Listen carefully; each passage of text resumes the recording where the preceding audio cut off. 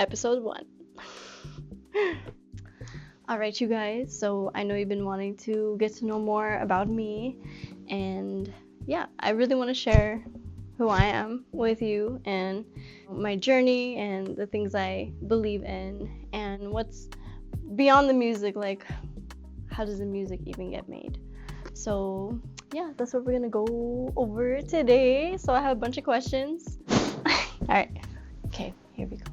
So what was it like growing up as a half Filipino American, and how did that shape the way you see the world?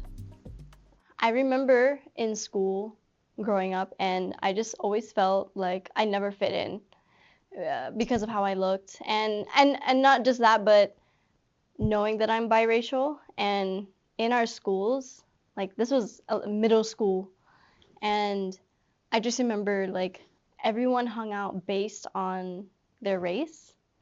So, being biracial, I was like, okay, I tried every single group possible. Like literally, I remember going to every single, like every day I would pick a different ethnic group to sit with at lunch.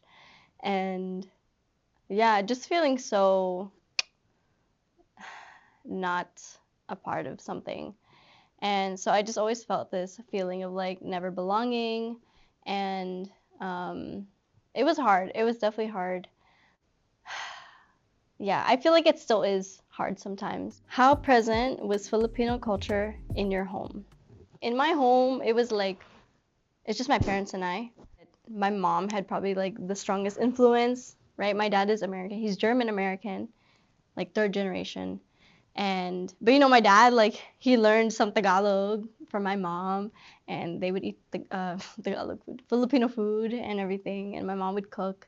And then a lot of it is my mom has a lot of like family friends here, so that's like I just remember that was like my childhood was like we would go back to the Philippines like almost every year.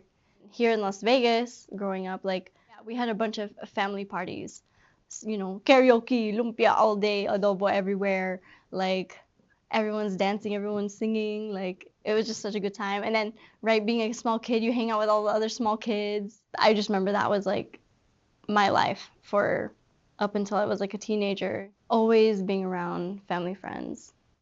Yeah, that definitely like shaped me absolutely 100%. Okay, what does Afro R&B allow you to express emotionally that other genres don't? Okay, so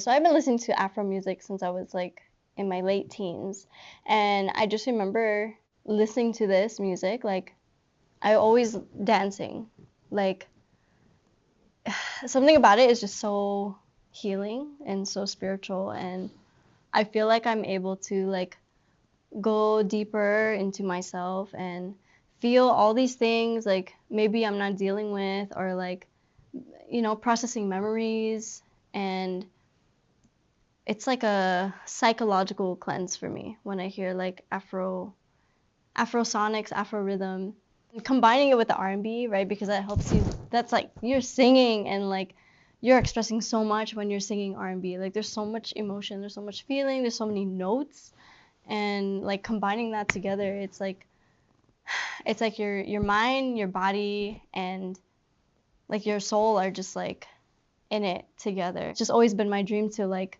combine those genres together. Elements of Afro that makes you want to dance and move and like just feel your body, like you're not in your head. And then R&B is like so heartfelt and so emotional, and like I'm really able to express everything that I need to express, and also feel everything I need to feel for my own healing. How do you want listeners to feel when they hear your music? First word that comes to my mind always is reflective, because the songs I write always coming from a personal experience. Like I cannot write if it's not a personal experience. And so I try to be as vulnerable as I feel comfortable, without sharing too much or without like exposing someone too much. I do write so personally. Like I would want it to help someone else process what they've gone through in their life, for the song itself to trigger something that maybe they still need to reflect on or learn from, grow from it. What does it mean to you to represent both the Filipino community and Afro-influenced music spaces? Oh my gosh. I don't know, dude. Ayo. I don't know. I don't know. That whole sentence just feels like overwhelming, to be honest with you. I don't know. I'm like, it's awesome. It's super cool. It's great. I'm so happy. Like, I'm surprised, Nigeria likes my music or South Africa likes my music. Like, I'm surprised, Philippines is like liking, it's really cool. I would not expect to be where I am right now with it, to be honest with you. And not even a lot has happened yet, but it feels really good to be representing in a really good way. And to also be bridging cultures like that too, like cultures that, it's just like two totally different parts of the world, but in a lot of ways the cultures are so similar. Yeah, I just want to keep learning and I want to just get really good at what I'm doing. Yeah. What does Hindi Kanali mean to you? Ayo. Okay, so that song is like,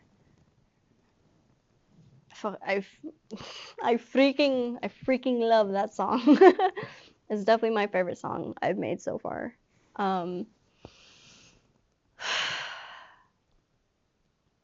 First of all, the beat is like incredible.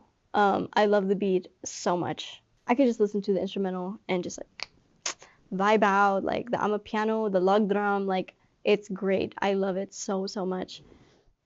So it's like, yeah, it's this combination of like, what the heck, like what the fuck, what the pack, and uh, like what the fuck, but like pocket. I'm calling you out. What you did was wrong. What you did is gonna follow you for the rest of your life, actually. Like all the other things you've done. I hope you know that. I hope that it's like there's no mercy here. There's no like what you did was so unforgivable and this is gonna follow you forever. It's almost like my final say in what I went through. Cause yeah, I guess I never really was able to confront it in the way I wanted to. Um, this song is just about like me processing what I went through, which was really bad, and letting it go. And, it's my closure basically of what happened. And just knowing that, I was the victim and that's okay. And I guess it's kind of like reassurance for me too that I didn't deserve what I went through and nothing about it was right or justifiable. So that's what that song is for me. What was the emotional state you were in while recording it? Oh my god. Okay. Oy! Ugh, like, I felt so good. I have to burp. Okay. Okay, that's it. Yeah. I felt so good, like so excited, like so sexy too in a way, and like I felt really empowered. Like I just felt so good and excited and like it's like let's lay it down. Like I just felt so like my voice felt good that day. Like everything just I felt so powerful. It like that song makes me feel powerful. Yeah, I didn't feel like emotional pain. It was more just like like just releasing it, like just getting it out and like owning it too, owning that I feel this way and like that's totally cool with me. Yeah, I felt great. I felt really good. Ooh, okay, this is a good question. Did this song heal something in you or reopen something? Both. Absolutely both. Yeah. Um, in the way it healed me, it was like taking back my own power, right? And also also being able to accept what happened to me did happen to me, because I feel like when it comes to a really bad experience regarding abuse, you're kind of just like in shock of like, oh my God, I went through that, and like, whoa, you're just like, how did that happen? And how did I like get myself in even in that situation? And it's almost like you're in a state of denial for a while. And yeah, so it really helped me just kind of like dive deeper into it in a way where like it wasn't just something festering inside of me and something that I was like stuffing down, because that's like the last thing I want to do is like stuff down something I'm feeling, or like pretend like nothing, something that happened didn't happen, because obviously it happened.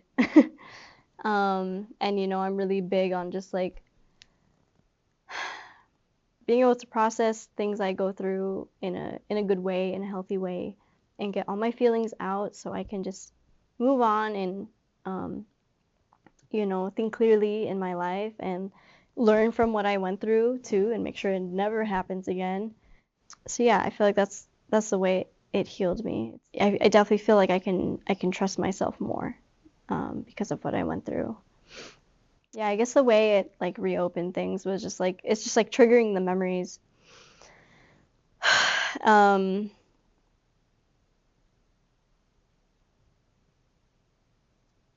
because yeah, you don't want to think about those things, and it's like when you're reliving it in your head, it's like you feel it now, and it's important. It's important because you need to understand when you're like getting triggered that you're safe now, like that isn't happening anymore. And I feel like that was like a really big part for me too, is like feeling the fear, feeling the distress I was feeling in those moments, and then like, okay, it's not happening anymore. Like I'm safe now, and I'm okay, and I'm not hurt, and like I'm not hurt right now, and like I'm in a good place now.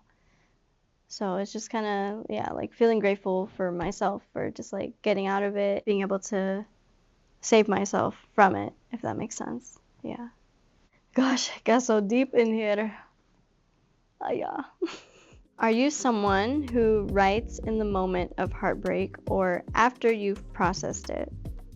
Mm, both. I don't know, it just depends. Like it depends if I have time. Um, 'Cause like especially when I'm in emotional pain, I like to like do my makeup and then like yeah, just make a beat real quick and then just sing on it, and then just like just do the whole artist thing and just like some arte, like oh, like some arte, so dramatic. Like oh my gosh, like oh my mascara. Ay, ay, ay, it's just so I don't know, there's something about it that's really like cathartic. I would say both. What scares you more, being misunderstood or being fully seen? I I hate both. Well, like I don't like being misunderstood, and I don't like not being fully seen, because I mean I've definitely been misunderstood a ton, and it's the most frustrating thing on the planet. But as far as scary, of absolutely being fully seen. I've definitely had moments where I'm ready to be fully seen, and and I have felt that, and I was fully seen, and that feels really good. It feels amazing. But yeah, there are times where I'm just like I can feel the heaviness inside me sometimes. And yeah, it's like I don't want people to see that or feel it, because I don't want other people to feel heavy. Um, so yeah, I'd say yeah, being fully seen. What's your relationship with vulnerability off stage versus on stage? Off stage, I'm pretty vulnerable. I'm very vulnerable, actually. Maybe too vulnerable sometimes, because I cry almost every day about something. Like whether it's like happy or sad or like something moves me, like I start crying, or like if I'm grieving, I'm crying, or like if I'm grieving for someone else's grief, like I'm crying. I don't know, I just feel like my emotions are so strong, I can't help it, and like that's my way of uh processing it. Like I need to feel it to the depth and then I can start to think clearly.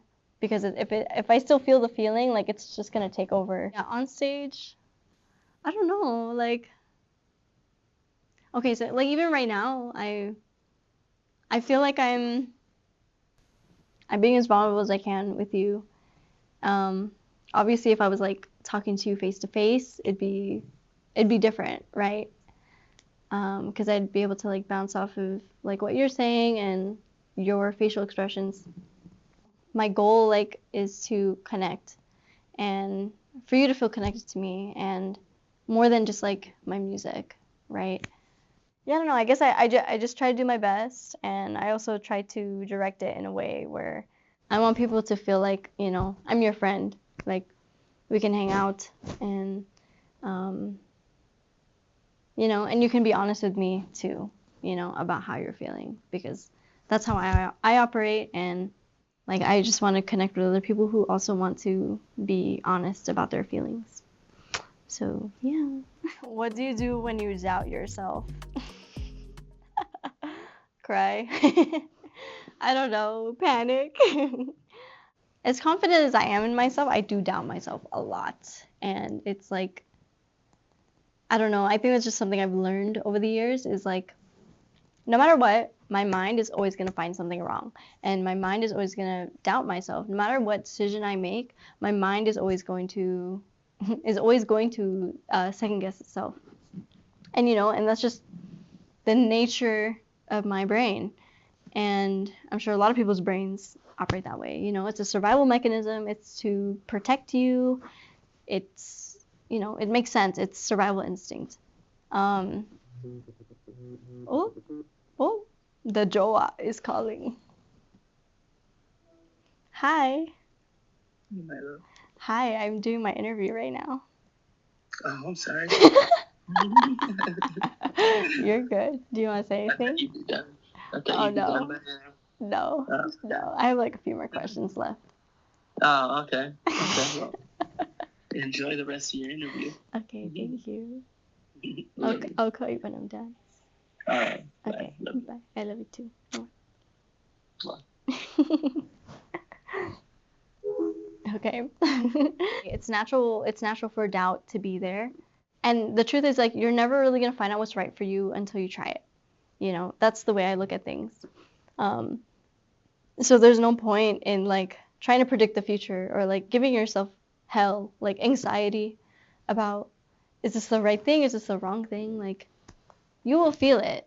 You'll feel it in your body how you respond to it. And um, for me that's how I try to make my decisions is like based on like how does it feel in my body and like do I feel expansion, do I feel contraction, even those questions give me anxiety, of course, but at the same time like you cannot worry yourself too much, and that's like something I need to remind myself a lot too because I just worry all the time and like so scared of things not working out. I have to remind myself like it's just one thing at a time, one day at a time. Like there's no point in trying to solve everything. Like I can't solve everything. That's not possible. I try to just simplify the heck out of my doubts as much as I can. What does success look like to you emotionally, not financially? um okay, this is something I've been thinking about so much since I got back from the Philippines because like I noticed my emotional state changed while I was there, and like my nervous system felt better, like it felt so calm and slow and like wow, like it's really wow. Even these days I've been living with that mentality, like what if I'm gonna die tomorrow, and what do I actually want to what do I want to do right now? If I were to die tomorrow. I think it's just about being able to live freely and intuitively. You're able to just go listen to yourself, like listen to what your body needs and then fulfill that need. And I feel like that's as simple as it needs to be. Like that's how I felt like I was living when we're in the Philippines again. It was like we had no itinerary. We don't know what we're doing, like there's no schedule. And then it's like not till the day of, like, oh, these relatives are coming over. Like, oh, we're gonna go visit that province today. Or like, oh, let's go to the beach. Oh, let's go get this. Like, let's go shopping. Like, it's just every day was just so like free flow, and I don't know, it's just something about living like that was really so peaceful. Okay, now we're gonna answer some fan questions. So I have 5 of them here, and I'll shout out your Instagram handle. Um, First one is from at poetic underscore warrior 42. So first of all, thank you so much for like always commenting on all my posts. I really appreciate it. Like I always see you everywhere, so thank you so much. I would love to know how you grew up and became so talented. Aw. That's sweet. It's like I've been singing since I can remember, like 4 or 5. It'd be like singing like Regine Velasquez, like all her song, like Pangako Ikaw, Tuwing Umulan, um, oh, sorry. Oh my gosh. But yeah, I think it's just like the karaoke all day, all night. Like we had a karaoke set up in my own house, and then every time we went to like a family party, of course, karaoke, and then oh, Bata, can you sing that song for us? Sing the Regine Velasquez. Do it, please, just the one time. So, yeah, I mean, I got a lot of practice in. Karaoke. Karaoke is the one. You want to become a singer, you need to do the karaoke. Okay, at Shaggy420p. Would love to hear about your musical background, how it all started, what got you into music, how often does or did your family do karaoke? LOL. Yeah, musical background, like I came from like neo soul. I came from soul and R&B. Like Christina Aguilera was a big influence like in my voice. Like I dabbled with Mariah Carey and stuff, and then yeah, I would just say like we did karaoke like all the time, like almost at least once a week.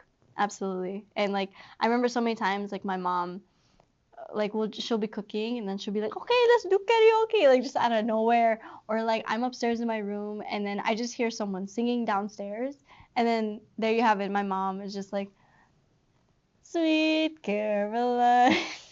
Ba, ba, ba. Like, what's going on? It's like a concert down there. So there was just, I don't know, there was just always opportunity for like singing, and like Filipinos, we love to sing. Like, come on. Talaga. Talaga. Galing talaga. Friendly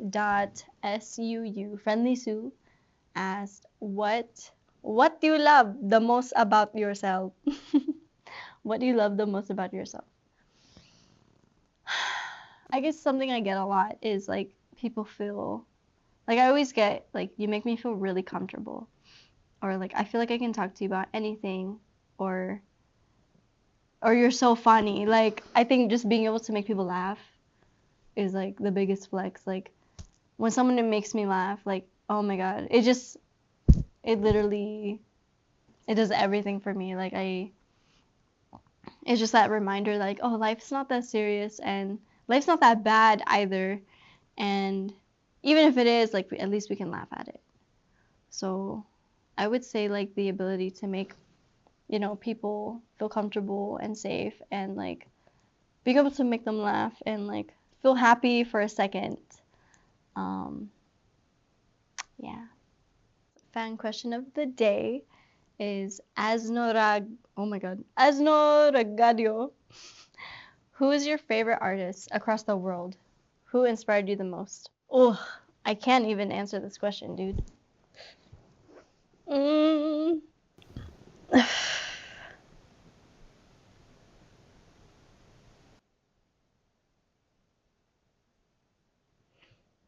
I really cannot answer that.